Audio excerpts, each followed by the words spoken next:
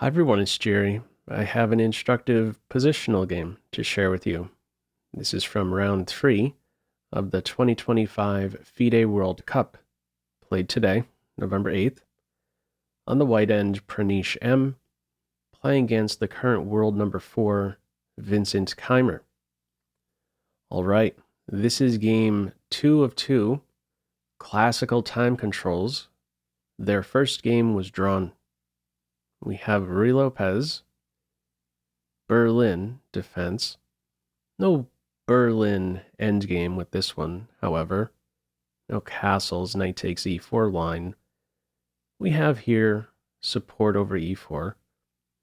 Bishop c5, bishop for knight exchange, and from here white connects knights. Now, grabbing the pawn is a good way to lose. There'd be queen d4, double attack, winning a piece. So it is knight b to d2, e5 now covered, knight c4, queen e7, two attackers, two defenders on e5. White supports d4 and b4. All right, b4 is held up while giving some air to the bishop. From here, white castles. Now, if white plays in the center with d4, you can take and then swipe the pawn with check. Now, even though that hits with check, I was still a little curious about something here. Is there a king d2 move, threatening the bishop, threatening to win the queen? No, because bishop b4 would be checkmate.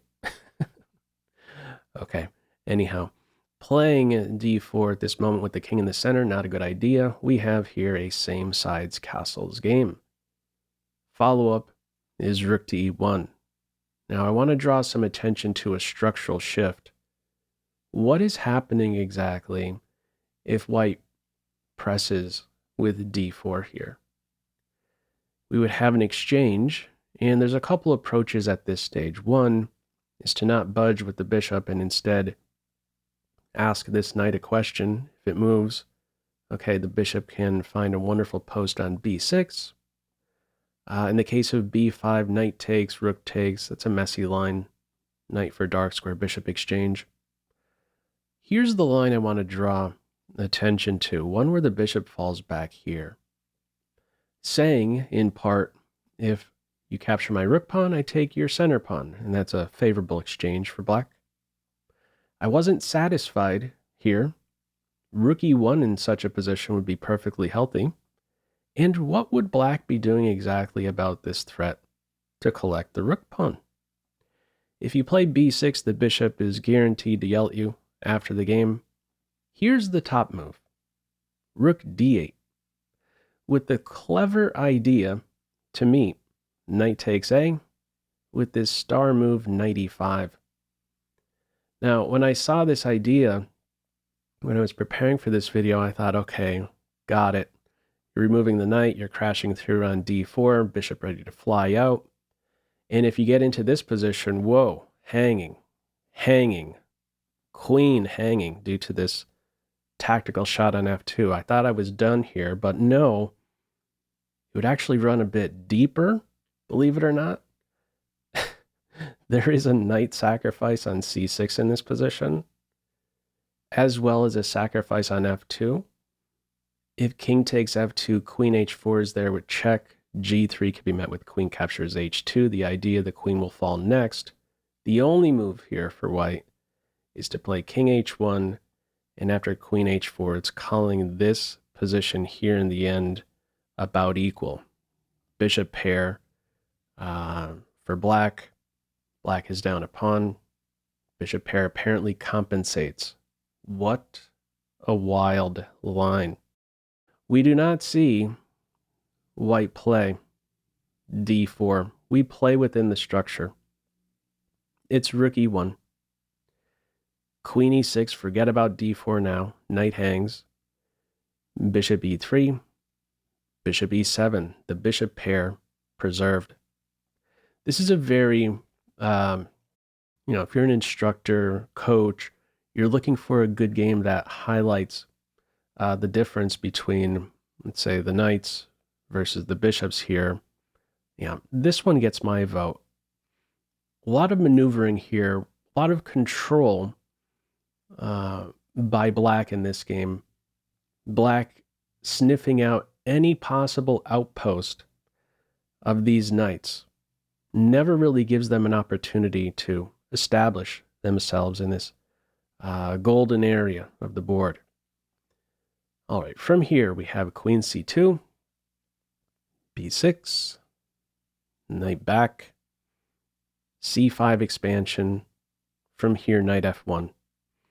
Now, if d4 in this position, my first instinct is here to meet d4 with the capture towards the center. Hey, I've undoubled my pawns, but this would not be a good approach. If you're capturing in this way, you're subjecting your c pawn to a problem. It says in response to d4, capture with bishop b7, or even play bishop b7 straight away and just keep the tension as is. The knight and bishop do a good job supporting the c5 point. All right, d4 never hits. We have here knight f1, bishop a6, knight g3, under control with g6. Black has a flight square as well. There are two holes. Bishop eyes one of them, but white is not connected with any other piece. Bishop is nearby to remove the bishop if need be, falling back eventually to f8. From here, b3, queen c6, d4 at this point, forget about it. You can take towards the center in that case. There'd be a pin. Rook a to d1, h5, nearby h4, h3, punching holes in the light squares on the king side. White says, not so fast. I'll give you one step, but not two. White stays strong on the light squares by inserting h3. Flight square for the king as well. Rook in the center. Square has opened up for a couple minors. c4. It's a big move. There's two squares that come into focus here after c4. d4 is now a hole. The corresponding d5 square, not a hole. c6 is still nearby to take that away from a piece. All right, white's going to look to maneuver to this square from here. Follow up bishop b7, nothing exciting happening here after that construction. Immediately relocates to the main diagonal. Knight e2, a4 pawn break, a file opening up. Bishop f8, queen c1, and from here bishop g7. Not sure the point exactly behind queen c1. It is possible that black doesn't want a dark square bishop exchange. So for instance, bishop h6, maybe black's prepared to fall back. Computer says you could also exchange bishop h6, exchange on h6, and then play queen f6. All right, bishop h6 never comes here. We have instead knight d5, queen d6, nearby c6, knight g5, short-lived, back you go. Knight completely under control. At the same time, this bishop, nothing exciting happening here. Quickly relocates to a new diagonal. King h1, knight kicked back to f3, knight f8. And this is a golden square for the knight. Eyeing wonderful jumps, f4, d4, maybe g5. Of the three, d4's top, wonderful support there, hole, the d4 square, knight h4, queen d8. Nearby, there's f5. The knight experiences a problem. White's response is f3. Black from here plays rook a7, a piece improvement, some nice lateral options there. At the top, the computer says play f5. Now, there's a deep piece sacrifice idea here, positional piece sacrifice idea available to white. It says respond to f5, believe it or not, with pawn takes pawn. Give the knight up. Not bishop g5 here. The queen is not trapped. She can escape through d4. It says drop the knight into e4, setting this up next. And she will be trapped. She'd have to run away. And this is the idea, essentially, to key in on f6. Acquire this very dangerous passed pawn. One that will certainly have black's attention for some time. With the follow-up point, g4. That baby move f3 is supporting this g4 move at the end, which is doing what exactly? Preventing the light square bishop from exchanging itself for this dominant piece. Okay, valuation here reads about -1. All right. We do not see this f5 idea. Piece improvement. g4, h takes g, h takes g, king f7, pop quiz. What move do you think is top in this position?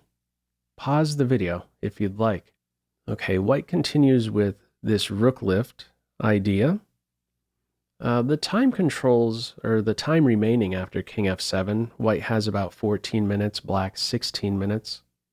And in just a few moves from now, black is going to be completely winning. Black has outmaneuvered white here. The knight soon to arrive on this wonderful square. It will instantly be a top piece. Excellent jumps. Here is the top move. Did any of you spot this idea? It says drop the knight into f5. With the idea to meet pawn takes knight with this capture away from the center. And this once under control knight will be a top piece in an instant. e4 square, so good for the knight. Sort of 3-on-1 here on the king side.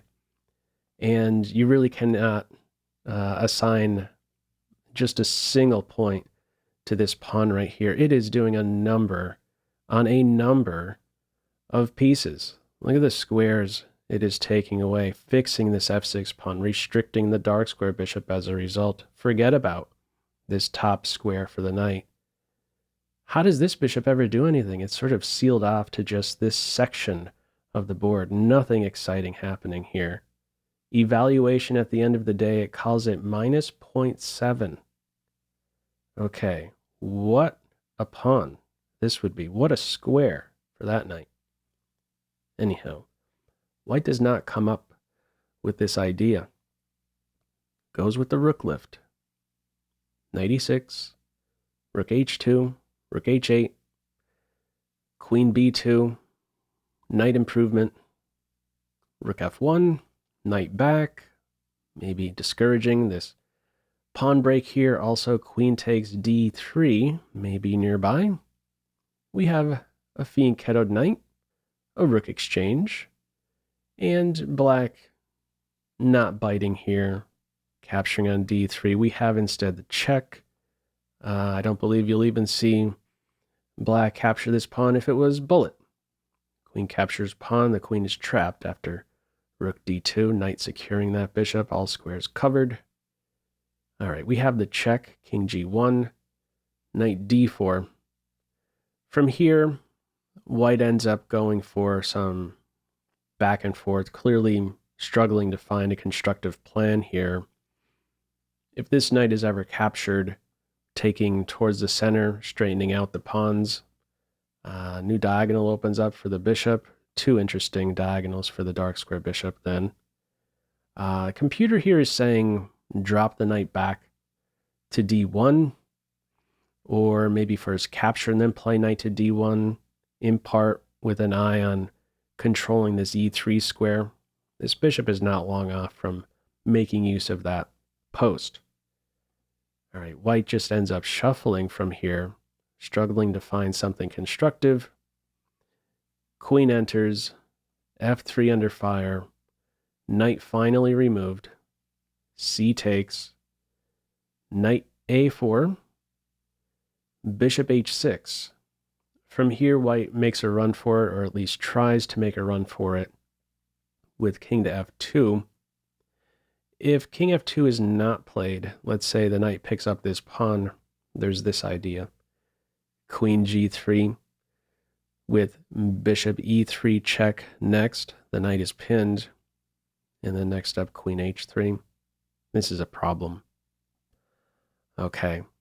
No knight captures pawn. It's king f2, queen h2, knight in a pin. Follow-up is king e1. If we revisit, knight captures pawn in this position. Bishop e3 check is there. King here, you scoop up the knight. And if king e1, there would be this cool move, rook a1. Queen takes rook.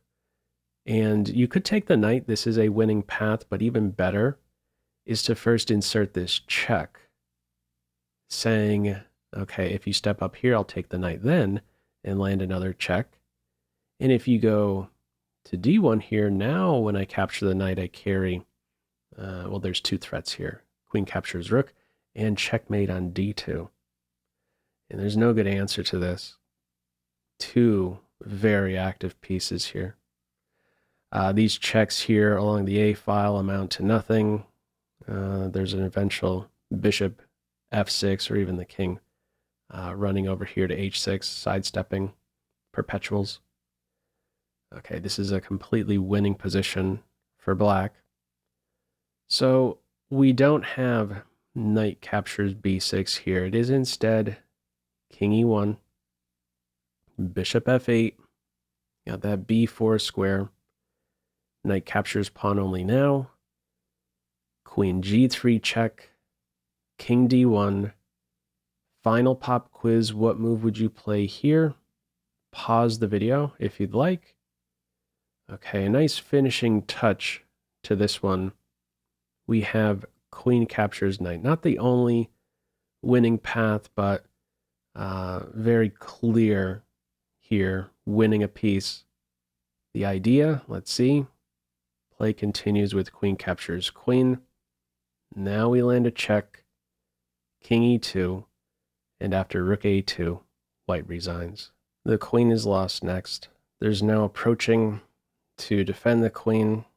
The game continued. Black is simply up the piece and will be winning even more material shortly.